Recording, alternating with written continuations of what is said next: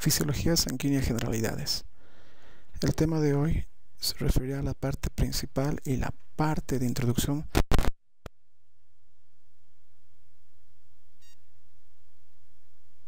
de fisiología sanguínea en el quehacer del futuro profesional médico. Nos referimos a algo de aproximadamente 110 millones de transfusiones sanguíneas que se realizan al año. Por lo tanto, el conocer la fisiología sanguínea nos va a ayudar a entender el aspecto terapéutico de esta metodología para ya sea patologías, inclusive accidentes, o también para cirugías en el caso de autotransfusiones. La importancia de la fisiología sanguínea también se expresa o se ve en la plasmaféresis, una forma de adquirir plasma donde se encuentran anticuerpos que pueden servir para tratar o controlar cierto tipo de patologías, como ocurrió en el ébola y actualmente ocurre con el COVID-19. También tenemos el tema del concentrado plaquetario, que se utiliza para patologías con discrasias sanguíneas que están involucrados en coagulaciones que están alteradas por diferentes factores, entre las plaquetas. También la importancia de la fisiología sanguínea radica en la inmunidad, el comprender el sistema inmune, ya que viajan a través de la sangre con sus glóbulos blancos y con factores de complemento. También es importante respecto a la analítica sanguínea en el hecho de que muchos valores laboratoriales se determinan en sangre, ejemplo la glicemia o la creatinina, ya sea uno para el uso de azúcares y el otro para función hepática, por ejemplo, uno para el diagnóstico de diabetes y el segundo para posiblemente un diagnóstico de insuficiencia renal o una salud renal adecuada. También sirve para la determinación de ciertas sustancias en sangre.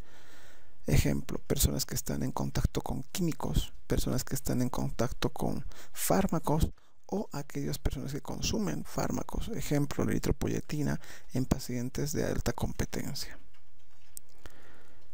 ¿Cuál va a ser el contenido de nuestra clase? Ver las funciones, el volumen respecto a edades y respecto a sexo de la sangre, las características que tienen físico-químicas la sangre y la composición de la misma. ¿Cuáles son las funciones? Primero, el transporte. ¿Qué transporta? Nutrientes. Aquellos que se absorben por vía digestiva atraviesan la mucosa intestinal y son llevados ya sea en forma de aminoácidos, por ejemplo, para producción de proteínas, o en forma de azúcares para utilización energética.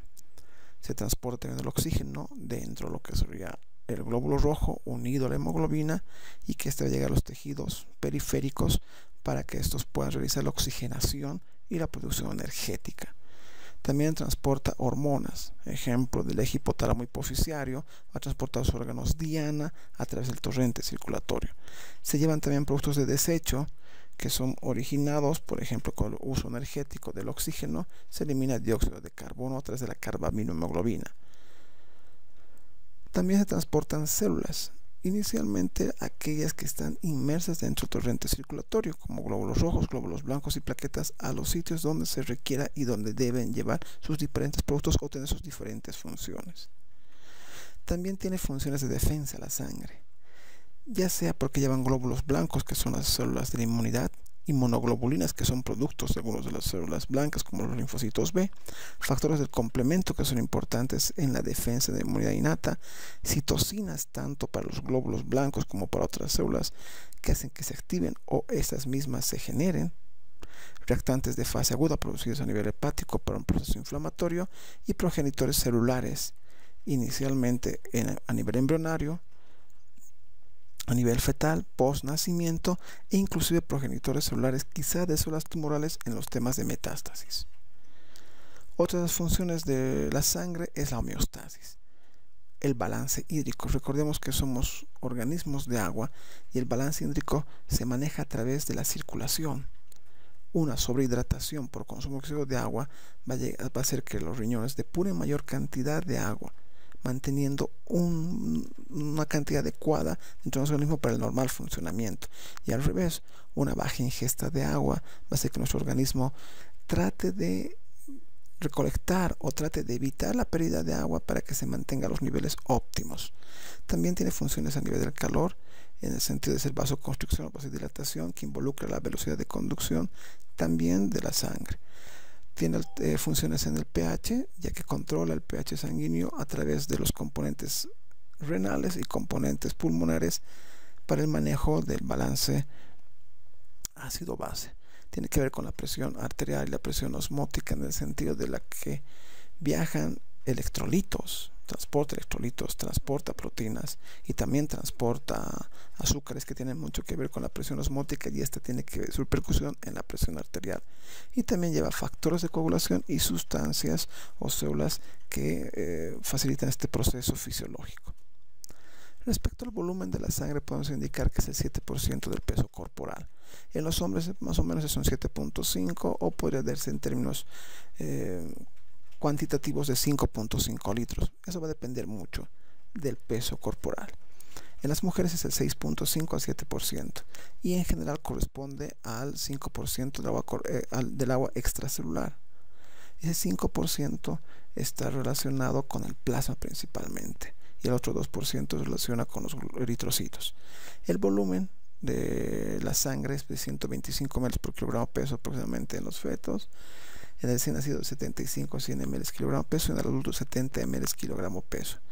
Este porcentaje de glóbulos de rojos o de sangre va a depender mucho de la constitución del paciente. De la constitución me refiero a la distribución grasa, a la distribución muscular, y ese porcentaje puede variar. También el porcentaje únicamente de eritrocitos depende de otros factores, altitud y ejercicio entre ellos. Las características de la sangre: su temperatura es 37 más menos 0,5 grados centígrados, es la temperatura corporal normal. El pH es 7.4 más menos 0,5, un pH normal de la sangre. La densidad, recordemos que el agua es 1 y de la sangre es 1.056, del plasma 1.022 a 0.27 y de los glóbulos rojos 1.052 a 0.061. La densidad más la viscosidad de 4.5 son factores determinantes para la fluidez de la circulación sanguínea. Una viscosidad mayor, una densidad mayor podría tener alteraciones en esta fluidez. El color depende si está en la parte venosa o arterial. Recordemos que la parte arterial tiene un color más vivo, rojo, porque lleva la oximoglobina, mientras la parte venosa lleva la deoximoglobina o la carbaminohemoglobina. Damos esas diferentes coloraciones a la sangre. La composición en general la dividimos en elementos formes, constituidos por los glóbulos rojos, que están presentes en mayor cantidad, los glóbulos blancos y plaquetas en menor cantidad, y el plasma. Esta relación porcentual de glóbulos rojos respecto al plasma se denomina hematocrito, y es un valor porcentual de la composición de elementos formes a grandes rasgos. En este valor no se toma en cuenta los glóbulos blancos ni las plaquetas, porque tienen poca repercusión respecto al total de los componentes de la sangre. Se hace una referencia en general de 37 a 47% hematocrito en mujeres y 42 a 52 en varones. Depende de la altitud y depende de ciertas condiciones fisiológicas. La anemia podría considerarse una disminución del hematocrito, y la policitemia o eritrocito es un aumento del hematocrito. Estos valores van a depender mucho de las situaciones fisiológicas, sobre todo altitud en nuestro caso y ejercicio. Luego veremos posteriormente en las clases subsecuentes cómo se manejan los valores a diferentes altitudes y condiciones biológicas. Nuevamente, el valor de los glóbulos blancos y las plaquetas no tiene gran repercusión respecto al hematocrito, y el hematocrito es únicamente la valoración porcentual de glóbulos rojos respecto al plasma. Dentro de los elementos forma está la serie roja, y en la serie roja están los glóbulos rojos y reticulocitos que van circulando, y también están las plaquetas como componentes celulares, así como la serie blanca, que tiene los leucocitos, entre los linfocitos B, linfocitos T, los polimorfonucleares, que son los eosinófilos, basófilos, neutrófilos, monocitos, y las células NK y células dendríticas. Eso se ve en más detalle en las subsiguientes clases cuando hablemos de lo que sería la inmunidad. La composición del plasma. La composición del plasma es principalmente agua, electrolitos, proteínas y ciertas enzimas, inclusive productos de desecho.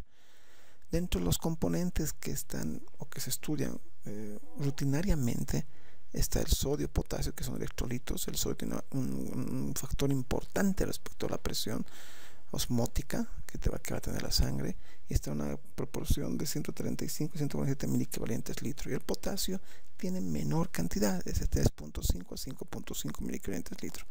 El bicarbonato también tiene una función importante respecto a lo que sería el manejo de CO2 y lo que sería el manejo de oxígeno, con 18 a 30 mil litro. También tenemos otros componentes que se detallan en la tabla, como el calcio, el cloro, el magnesio y el fósforo. Muchos de ellos dependientes de la edad. Por ejemplo, en adultos tenemos el fósforo ciertos valores, en niños otros.